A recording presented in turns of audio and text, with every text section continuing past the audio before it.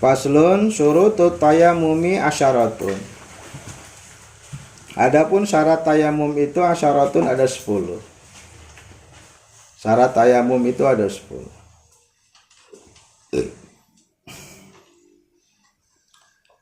Yang pertama ayyakuna, hendaknya tayamum itu biturabin, dengan debu.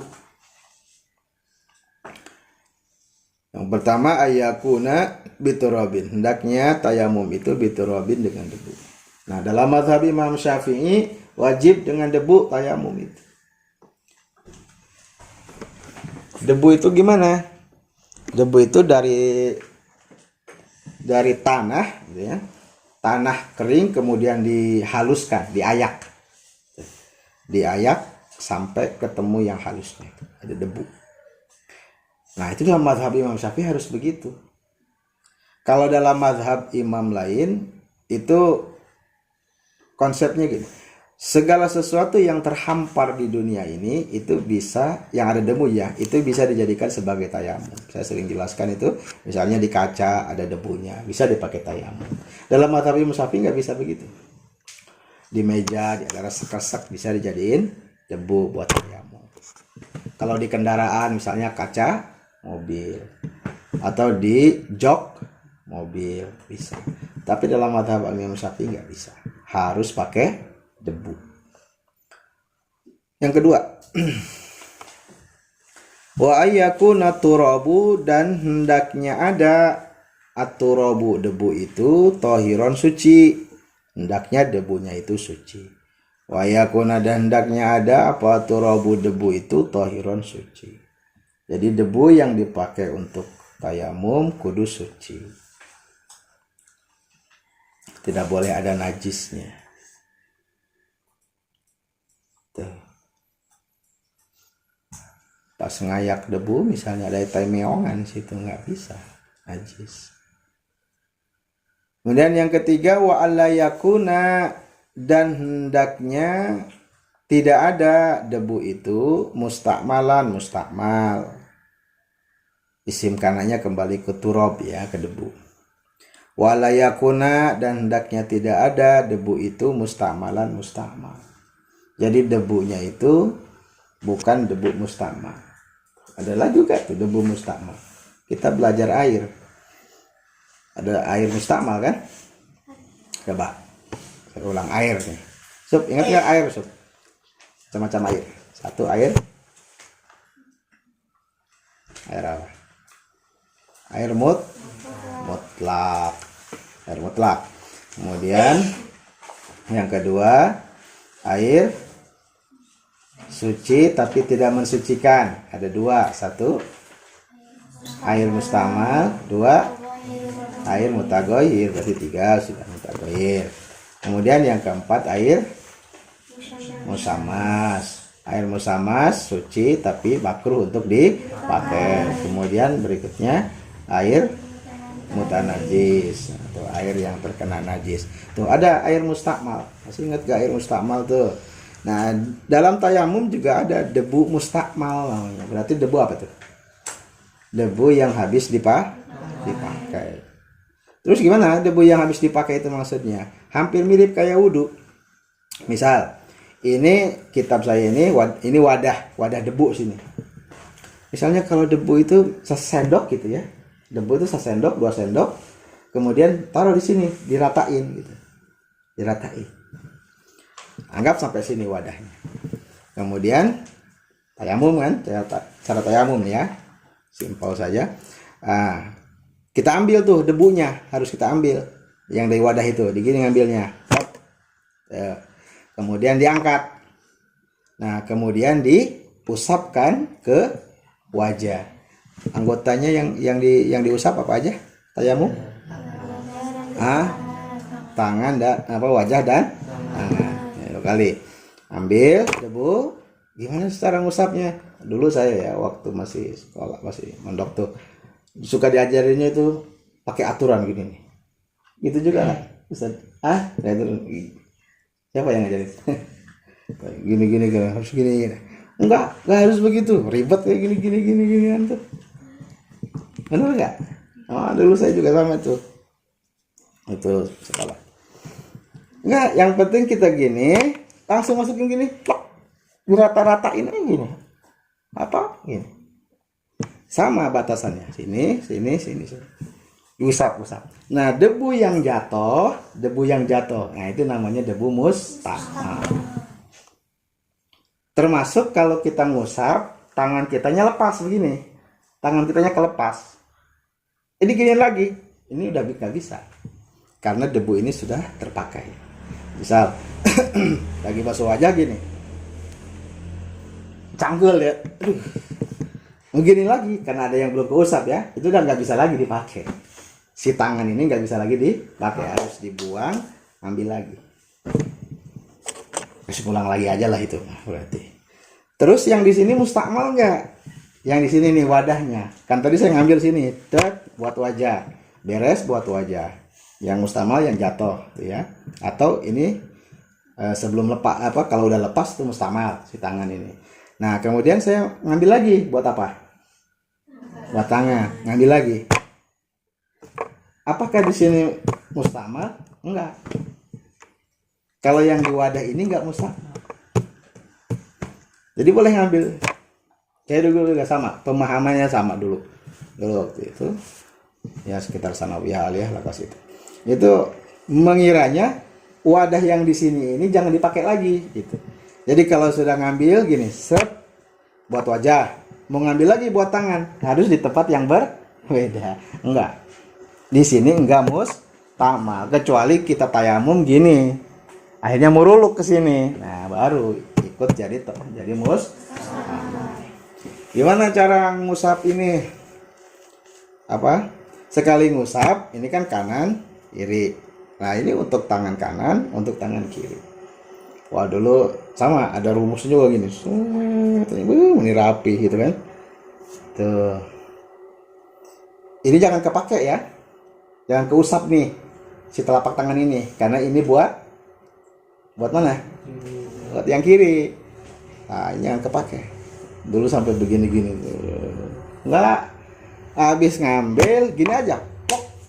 Gini kayak wudhu aja. Yang penting jangan sampai lepas. Gini. Sini nih bagian punggungnya. Ini jangan. Karena ini nanti buat ke sini. Kalau ini keusap juga nggak bisa dipakai buat ke sini. Gitu ya. Ya, ambil langsung plak. Ini aja gitu. Simpel kan? Ya, beres ini. Dah.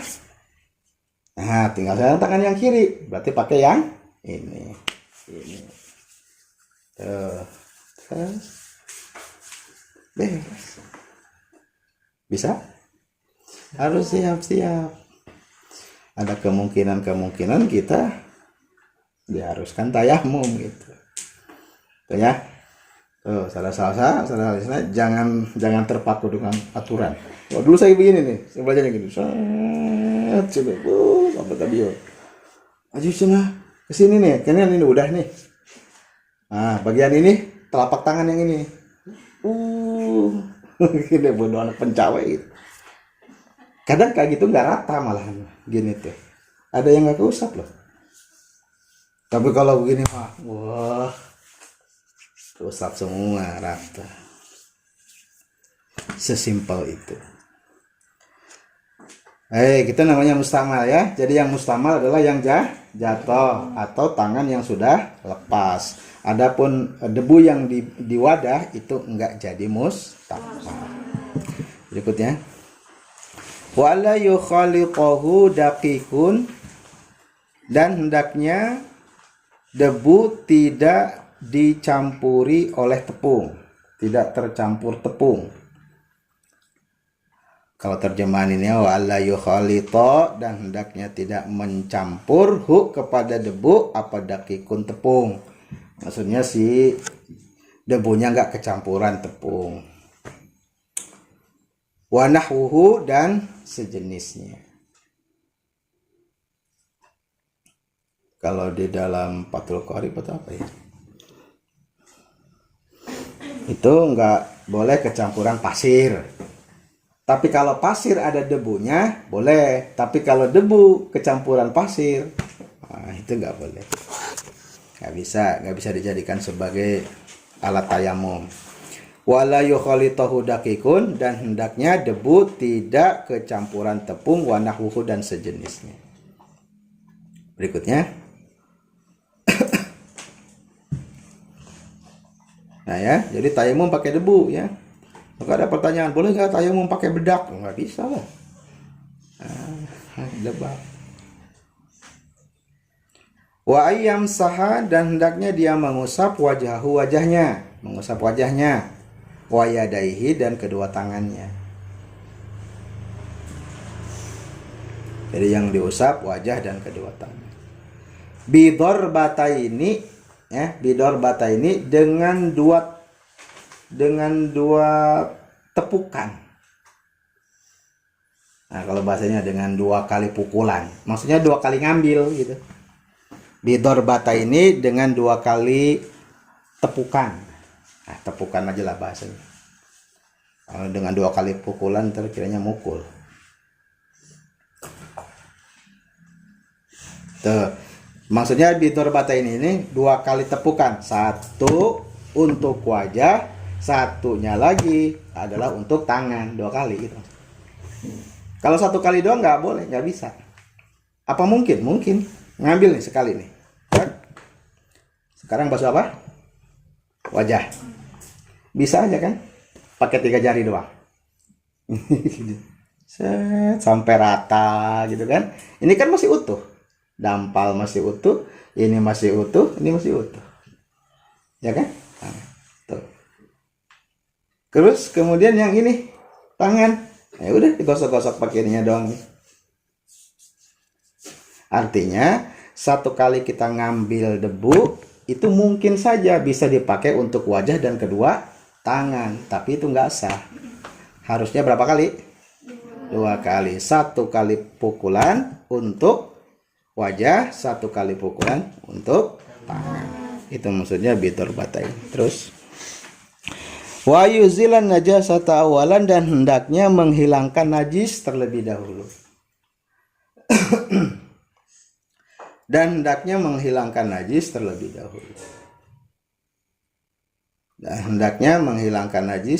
dahulu. Jadi sebelum tayamum, kalau ada najis, hilangkan dulu najisnya.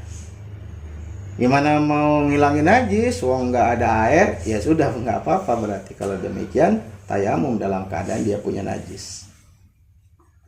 Tuh. Tapi kalau dia bisa dihilangkan najisnya, hilangkan dulu. Misalnya dia buang air kecil, kan bisa pakai istinja, pakai tisu atau pakai batu. Terus dia buang air besar, kan ada najisnya tuh. Berarti kan bisa dihilangkan dengan tisu atau menggunakan batu. Itu.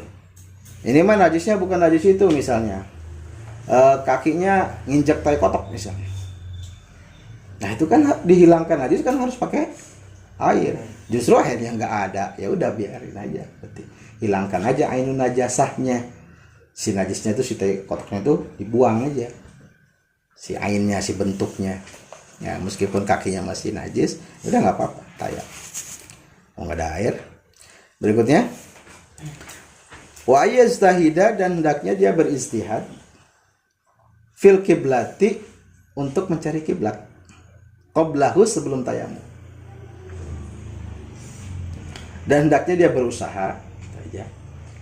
dia berusaha fil kiblati, dalam mencari kiblat.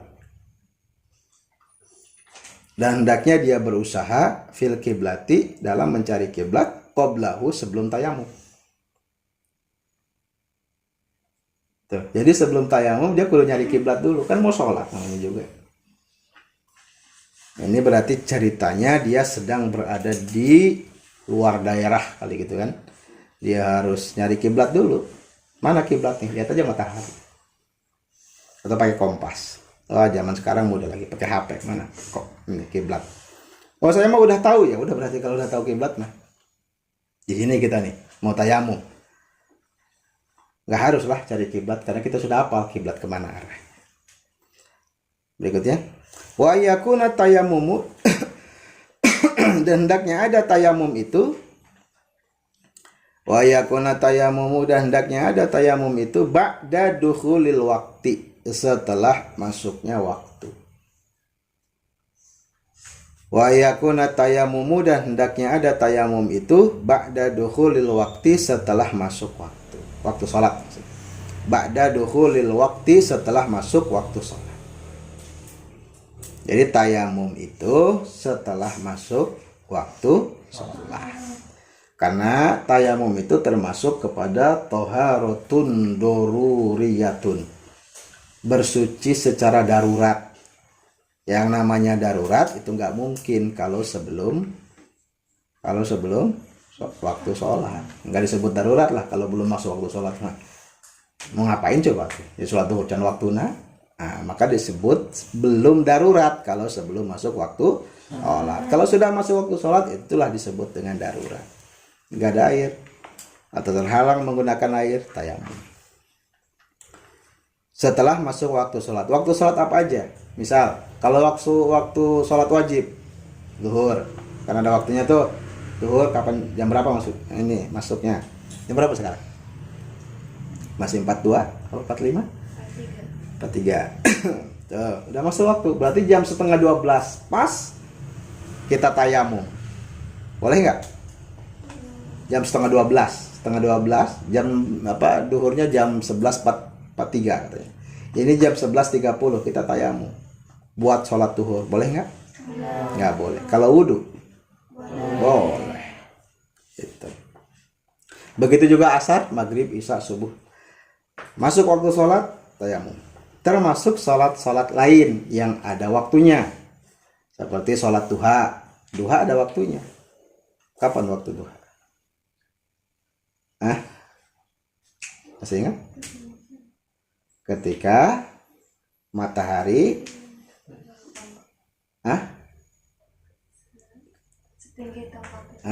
ketika matahari meninggi kira-kira satu tombak. Ingatin tuh. Matahari duha nih. Anjing ahli duha. Oh, iya. Ahli duha nggak tahu masuk ke sholat. Duha, awal waktu duha itu adalah ketika matahari meninggi, itu kira-kira satu tombak. Matahari kan subuh nggak kelihatan. Lama-lama kan naik matahari itu. Awal duha itu ya. Jadi ketika matahari tinggi kira-kira satu tombak. Aja orang mau tombak. Enggak. Mau tombak susup. Nah, tombak yang dimaksud adalah satu tombak berapa derajat? Hai pohon. Satu tombak ada berapa derajat? Ada 4. Sebut tombak itu bukan tombaknya zaman Pangeran Diponegoro. Nah, sebutan tombak itu romhin, satu tombak. Satu tombak itu 4 derajat. Satu tombak. Ngetin tuh patur. Jangan dibuang-buang ilmu. Wadahan. Supaya jangan lupa ditulis. Satu tombak 4 derajat. Hitung nih Ariel, satu tombak 4 derajat. Setiap 1 derajat 4 menit. Oh, udah masuk ke menit kan enak udah ngitung.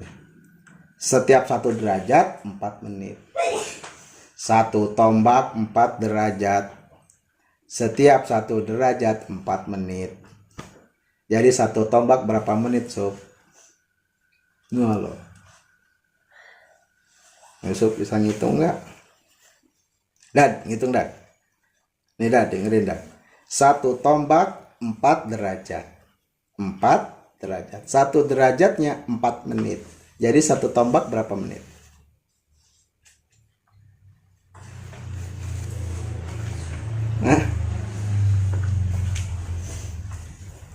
Sepatul gitu bisa kan? Nah betul berapa? Berapa tuh? Satu tombak berapa?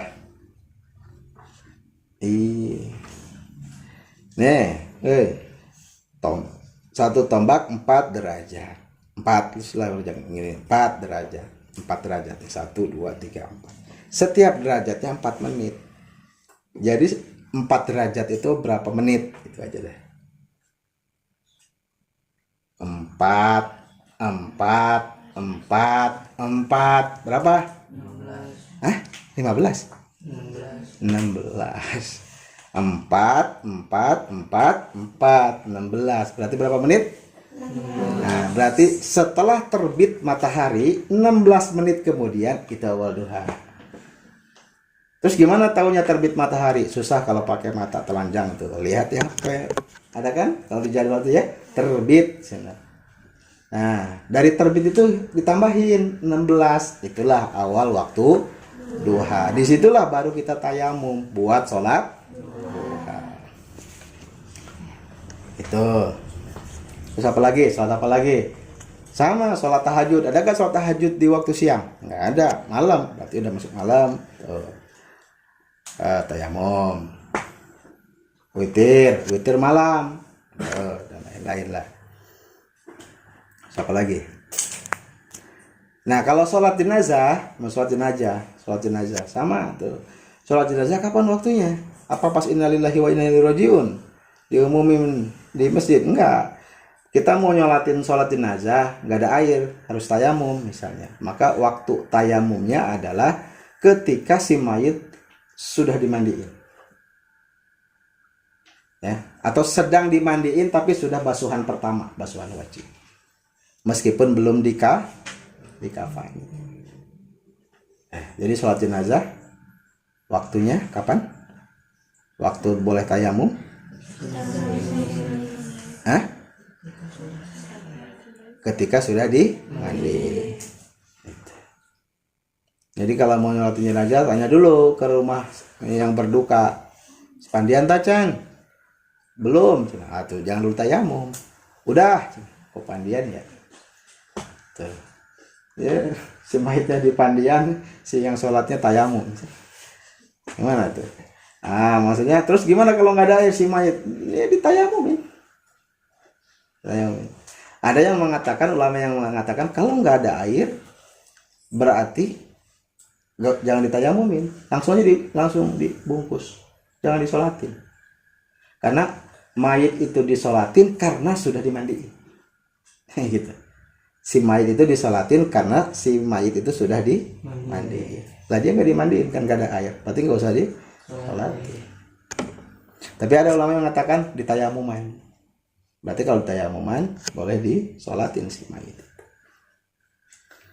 Udah masuk waktu. Terus berikutnya, wa yatayammama likulli fardin, dan hendaknya dia bertayamum untuk setiap satu salat fardu. Wa yatayammama likulli fardin, dan hendaknya dia bertayamum likulli fardin untuk setiap satu salat fardu. Namanya juga darurat. Satu salat fardu, satu tayamum. Meskipun tidak ada yang membatalkan. Misalnya sholat duhur, si Aril sholat duhur jam 2:30. Nah, sholat duhur dengan tayamum, dia tayamum. Jam 3 udah masuk waktu asar kan? Meskipun si Aril belum batal, maka si Aril harus tayamum lagi untuk sholat asar. Pokoknya satu sholat fardu, satu tayamum. Tapi kalau untuk sholat sunnah, nah itu semaunya. Misalnya satu kali tayamum buat duha 8 rakaat. Habis duha 8 rakaat tambah hajat misalnya 2 rakaat, boleh. Kemudian pas masuk masjidnya dia tahiyat masjid 2 rakaat, boleh. Jadi kalau sholat sunnah ya, satu tayamum itu suka-suka dia melaksanakan sholat sunnah. Nah, kemudian tayamum itu, uniknya tayamum itu bisa juga dia tayamum, saya tayamum untuk pegang mushaf. Mushaf kan megang harus punya wudu, beda dengan baca kan. Itu bisa. Saya tayamum untuk megang mushaf. Bahkan misalnya ada perempuan, seorang istri, ya haid, beres haidnya beres. Mau mandi kan, pas mau mandi dia nggak ada haid. Nah kemudian dia tayamum, tapi tayamumnya ini adalah untuk diperbolehkan berhubungan suami istri. Kan wanita haid nggak boleh kan berhubungan, tapi dengan tayamum, nih tayamumnya dia tuh untuk diperbolehkan itu doang, bisa. Atau dia sholat kan, waktu sholat gitu. Jadi tayamumnya tayamumnya itu untuk itu. Sehingga ada martabat ya, ada ukuran, tulis.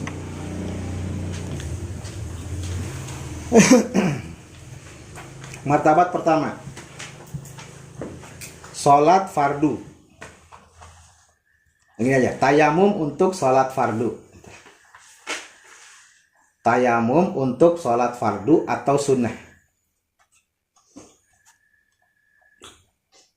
Tayamum untuk sholat fardu atau sholat sunnah. Nah itu tadi niatnya, yang listibahatis sholat. Udah. Kemudian yang kedua, tayamum untuk boleh memegang Al-Quran. Apalagi yang harus punya wudhu tuh, harus apalagi memegang Al-Quran. Tayamum untuk diperbolehkan memegang Al-Quran. Apalagi yang sesuatu itu kita harus punya wudhu.